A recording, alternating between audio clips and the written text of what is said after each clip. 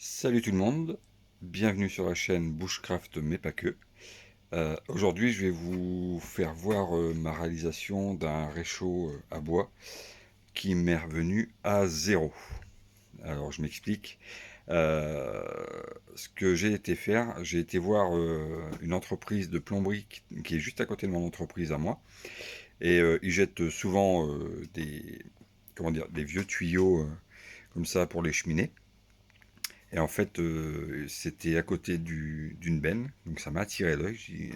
Tout de suite, ça m'est venu l'idée, je peux faire quelque chose avec ça. Donc en fait, j'ai demandé, ils me l'ont donné. Donc si vous avez des entreprises de plomberie ou même aller voir une entreprise de plomberie, ils vous le donneront, ça c'est sûr, parce ils en jettent pas mal. Au niveau de au niveau de la hauteur, ça doit faire aller 20-21 cm peut-être. Voilà, c'est super léger. Alors ce que j'ai fait, moi j'avais des pattes, des équerres que j'ai tapé dessus pour avoir que ça vienne droit comme ça. Donc après j'ai mis des boulons en inox que j'ai vissé avec des toutes petites vis derrière, des petits boulons pardon. Et donc j'ai fait mes quatre pieds comme ça. Voilà. Donc il n'est pas très stable, mais ça je m'en fous un peu parce que dans la verte il n'y a rien de stable de toute façon, donc c'est fait exprès pour un peu l'enfoncer dans la terre. Voilà. Ensuite, j'ai repris encore mes quatre pattes que j'ai pas tordues, enfin mes quatre équerres. Donc là, j'ai mis deux boulons, pareil, donc ce qui me servira à poser ma popote ou mon quart. Je pense que je vais encore un peu l'améliorer en faisant un trou par là, puis un trou par là pour mettre deux sardines pour poser le quart, parce que je pense que ça va être un peu trop grand comme ouverture. Voilà, mais bon, si vous avez des équerres un peu plus grandes, les faire venir par là, les quatre, le quart tiendra. Voilà, ensuite, j'avais une vieille, comment dire, une vieille soucoupe en ferraille que j'ai découpée, voilà. Et en fait, le fait d'avoir les boulons qui sont à l'intérieur en bas, qui retiennent les pattes, ben, en posant le cercle en ferraille, ça se pose parfaitement et ça risque pas de tomber. Donc là, j'ai préparé mon allume-feu et puis les petites, comment dire, les petits trucs pour les faire flamber pour que ça prenne. Donc on va mettre ça en action. Ensuite, ce que j'ai fait, j'ai fait des trous d'air un peu partout. Voilà. J'ai mis une bande scotch tout le long. Ça, c'était mon repère, là, les petites stries. Donc, j'ai collé mon scotch tout au fond, là. Et ensuite, j'ai été mettre mes coups de forêt au niveau du scotch. Donc, ça fait un truc à peu près droit. Voilà. Donc, ça, c'est pour que le feu soit attisé. Et en dessous, ce que j'ai fait, on va peut-être pas le voir, c'est en plein milieu du cercle, là, en ferraille, j'ai fait un trou pour l'appel d'air. Voilà. Si je vois que c'est pas super efficace, j'en ferai plusieurs. Voilà, je voulais pas non plus en faire trop pour éviter que la cendre tombe par terre. Si jamais on doit aller dans la verte en plein mois d'août et que c'est super sec, pour éviter de foutre le feu partout. Donc maintenant, je vais l'allumer et puis on va voir comment il se comporte. Allez, à tout de suite. Donc voilà, c'est en train de prendre gentiment. Donc là pour l'instant, je mets mes bouts de bois par-dessus. Après, je me tâte à faire une encoche en rectangle pour pouvoir glisser mes bouts de bois.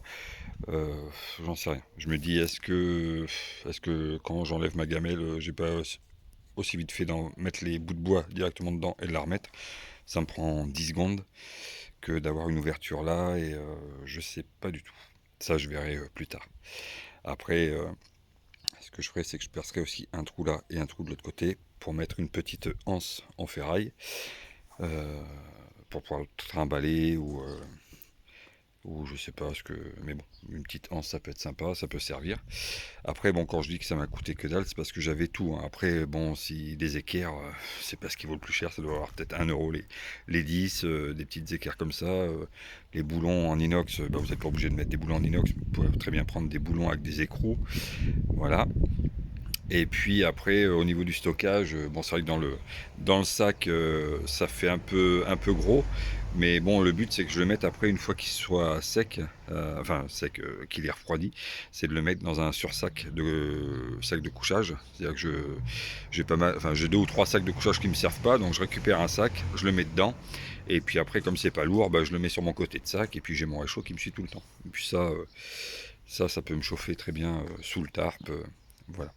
En fait, c'est une alternative pour éviter de faire un feu entièrement à même le sol. Comme ça, si jamais on se fait contrôler, on peut très bien espérer être cool avec le garde forestier. Et puis, il peut essayer de comprendre aussi que justement, on fait attention, que c'est pas même le sol. Et c'est pour ça qu'on a un réchaud. Donc voilà, on peut dire que c'est un peu plus passable qu'à même le feu. Donc je vais le laisser prendre tranquillement, hein, ça se passe bien. Et puis je vous reprends plus tard quand il sera bien chaud. Bon bah voilà, mon feu a bien pris.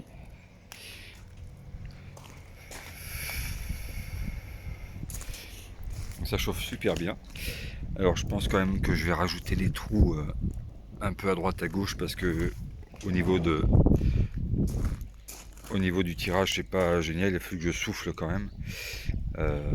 Là ça va parce que j'étais à hauteur pour pouvoir souffler dans les trous, mais c'est vrai que une fois par terre c'est compliqué de s'allonger et puis de souffler dessus, donc je pense que le tirage est pas génial, donc et puis rajouter peut-être 2 ou 3 trous en dessous au niveau du cercle là que j'ai mis.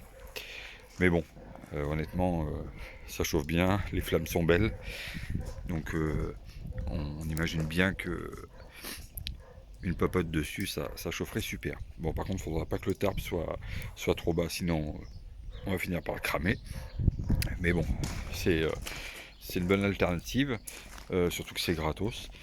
Après, peut-être voir pour un système, mais ça je le ferai pas, qui viendrait recouvrir le dessus, jamais il y a du vent ou enfin du vent non, mais s'il pleut, voilà, pour éviter que ça soit trop humide. Mais bon, sous un tarp, normalement, il n'y a pas de souci. Donc voilà, c'était ma présentation de mon petit réchaud gratos pour moi.